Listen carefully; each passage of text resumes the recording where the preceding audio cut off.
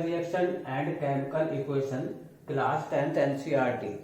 ये चैप्टर आपका चल रहा था। यहाँ पे एनसीईआरटी हमने इसलिए बोला क्योंकि एनसीईआरटी यहाँ पे राइट डाउन है, तो यहाँ पे कोई ऐसा इशू नहीं है कि जो एनसीईआरटी वाले स्टूडेंट हैं उन्हीं के लिए ये रिएक्शन एंड इक्वेशन का चैप्टर है। अदर क्लासेस के भी जो स्टूडेंट हैं वो इसको रीड कर सकते हैं जिनके सिलेबस में ये वाला आपका लेसन है। तो इस चैप्टर में अभी हम लोग क्या पढ़ रहे थे? इस चैप्टर में हमने क्या पढ़ा था? केमिकल इक्वेशंस, केमिकल रिएक्शंस के बारे में पढ़ा था, टाइप्स ऑफ रिएक्शंस पढ़ा था, और जो फाइनली जो प्रीवियस वीडियो था तो वहां पे हम लोग क्या पढ़ रहे थे? Oxidation and reduction. इन दोनों में डिफरेंस पढ़ रहे थे कि what is oxidation, what is reduction.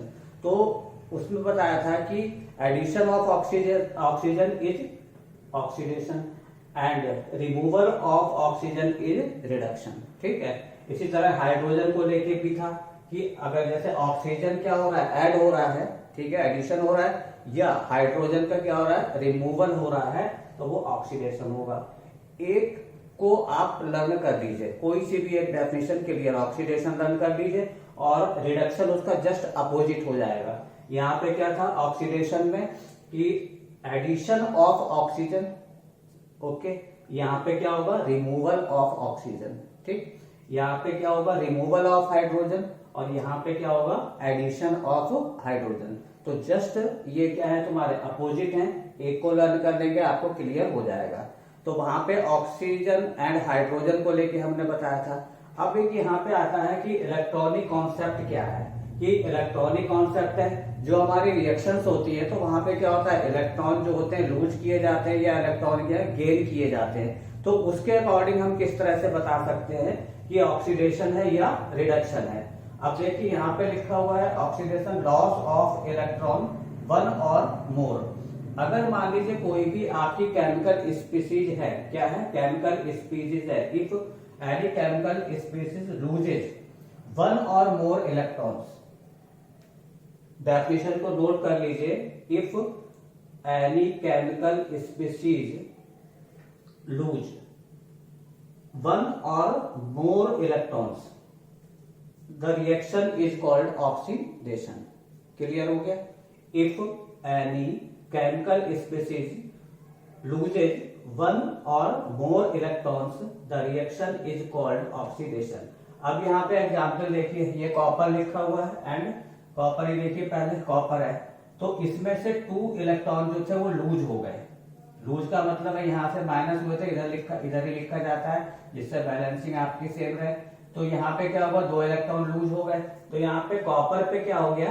Plus का 2 चार्ज आ जाता है, क्योंकि इलेक्ट्रॉन क्या हुए? इसमें से लूज हुए थे। तो जब इलेक्ट्रॉन लूज होते हैं तो क्या होता है? इलेक्ट्रॉन लूज होने पे हमेशा पॉजिटिव चार्ज आता है, और अगर गेन हो रहा है तो क्या होगा? निगेटिव, क्योंकि इलेक्ट्रॉन ऑलरेडी निगेटिव पार्टिकल है। तो यहाँ पे प्लस 2 चार्ज आ गया। ठीक है, तो ये आपका क्या हो गया? ऑक्सीडेशन हो गया। ऐसे यहाँ पे Fe2 था, Fe2 यहाँ पे वैलेंसी कितनी है इसकी? 2 प्लस है।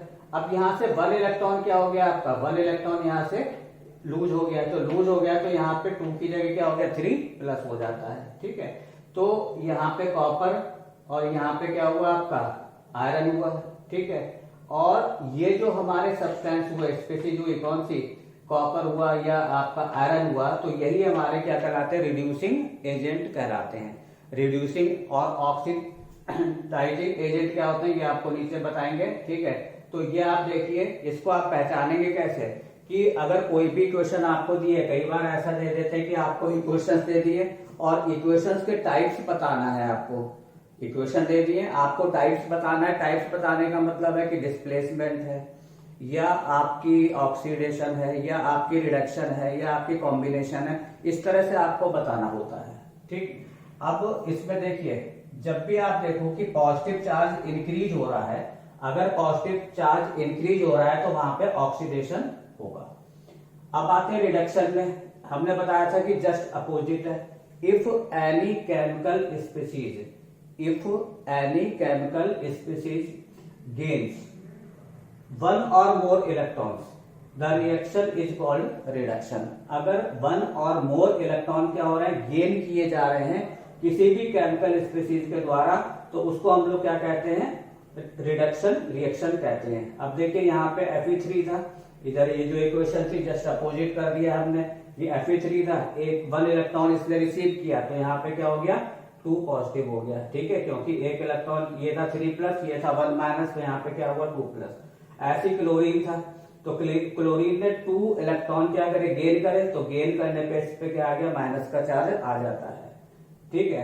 तो अब आप देखिए कि अगर दोनों में डिफरेंस कैसे होगा, अगर आपको सॉर्ट आउट करने पे आता है तो पॉजिटिव चार्ज अगर इंक्रीज हो रहा है तो वहां पे ऑक्सीडेशन है, और पॉजिटिव चार्ज अगर डिक्रीज हो रहा है तो वहां पे क्या है रिडक्शन है, ठीक है। और जिसका हो रहा है जैसे Fe था Cl2 था, तो यही हमारे क्या कहलाते हैं ऑक्सीडाइजिंग एजेंट कहलाते हैं, ठीक है। अब नीचे आपको दिया हुआ oxidising agent and reducing agent, ठीक है।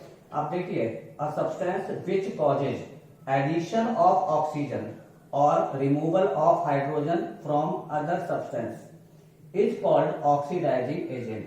कोई भी सब्सटेंस है which causes addition of oxygen or removal of hydrogen, बस ये दो चीजें आपको याद रखनी है। कोई भी अगर सब्सटेंसेज है जिसके कारण क्या हो रहा है ऑक्सीजन का एडिशन हो रहा है या हाइड्रोजन का रिमूवल हो रहा है from other substance is called oxidising agent, तो वही ऑक्सीडाइजिंग एजेंट कहलाते हैं। एग्जाम्पल में ऑक्सीजन हो गया, ओजोन हो गया, H2O2 hydrogen peroxide, chlorine HNO3 nitric acid and K2Cr2O7 potassium dichromate. अब आता है रिड्यूसिंग एजेंट, सेम डेफिनेशन होगी, अपोजिट हो जाएगी। अ substance which causes removal of oxygen और एडिशन ऑफ हाइड्रोजन, यहाँ पे जहाँ एडिशन ऑफ ऑक्सीजन था वहां पे क्या हुआ removal, and removal of hydrogen था तो वहां पे क्या हुआ addition of hydrogen from other substances is called reducing agent. Example में हाइड्रोजन हो गया, सल्फर डाइऑक्साइड हो गया, हाइड्रोजन सल्फाइड, कार्बन एक्सेट्रा। तो इस तरह से आप इसको जो है क्या करेंगे, जब भी लर्न करें तो टेबल बना लीजिए, और आमने सामने जब लिखेंगे तो हमेशा क्या होगा एक को आप क्लियर लर्न कर लेंगे तो सेकंड आपको लर्न हो जाएगी, क्योंकि बिल्कुल अपोजिट रिएक्शंस हैं ये, ओके। अब देखिए displacement reaction and double displacement, ठीक है। जैसा कि आपको यहां से क्लियर है डिस्प्लेसमेंट होना का मीन्स क्या होता है किसी चीज का डिस्प्लेस हो जाना। A reaction in which one part of a molecule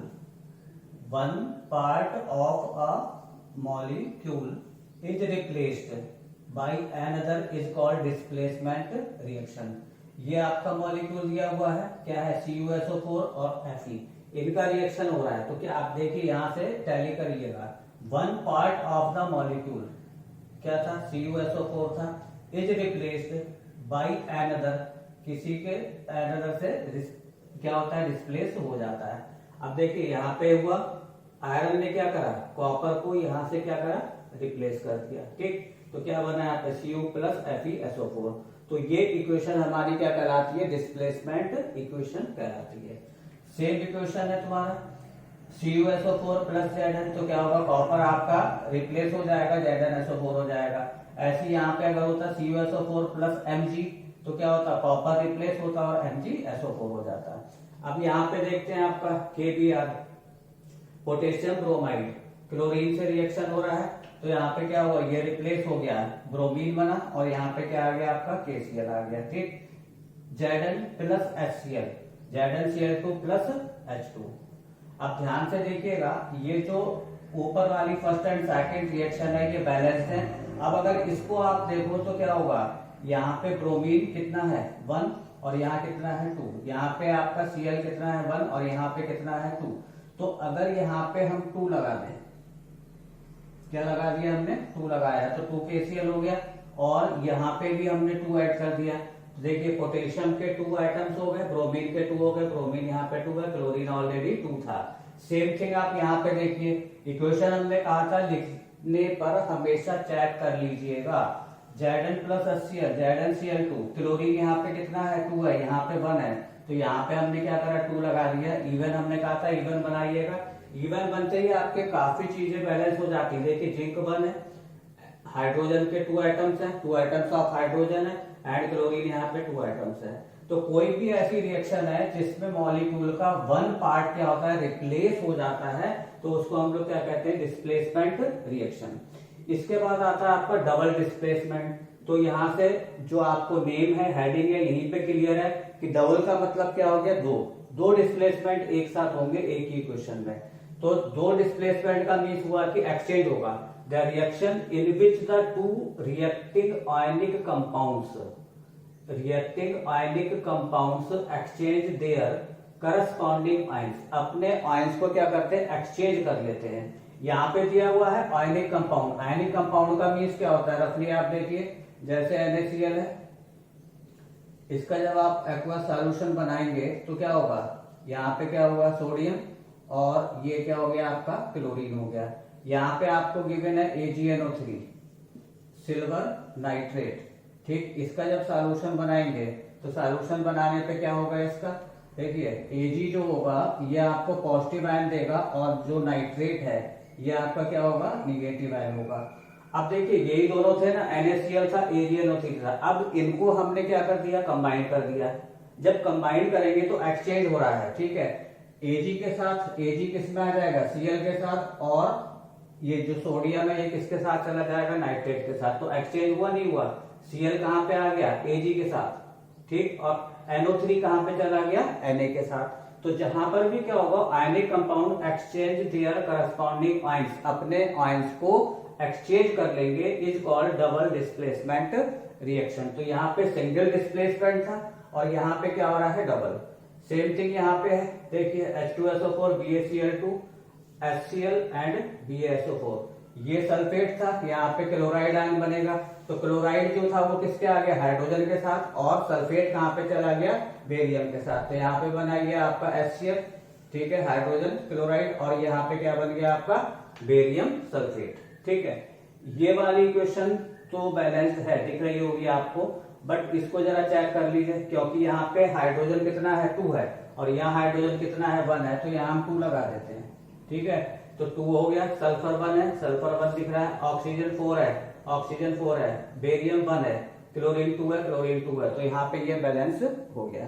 तो ये ध्यान रखिएगा कि आयनिक कंपाउंड का जो सॉल्यूशन बनाते हैं, जब एक्वा सॉल्यूशन, तो उसमें एक पॉजिटिव आयन बनेगा और एक नेगेटिव आयन बनेगा। आयनाइजेशन आपको आना चाहिए, और जब ये आपस में रिएक्ट करते हैं तो अपने कंपाउंड्स को, अपने आयंस को एक्सचेंज कर लेते हैं। तो इस तरह की इक्वेशन को हम लोग क्या कहते हैं, डबल डिस्प्लेसमेंट रिएक्शन कहते हैं।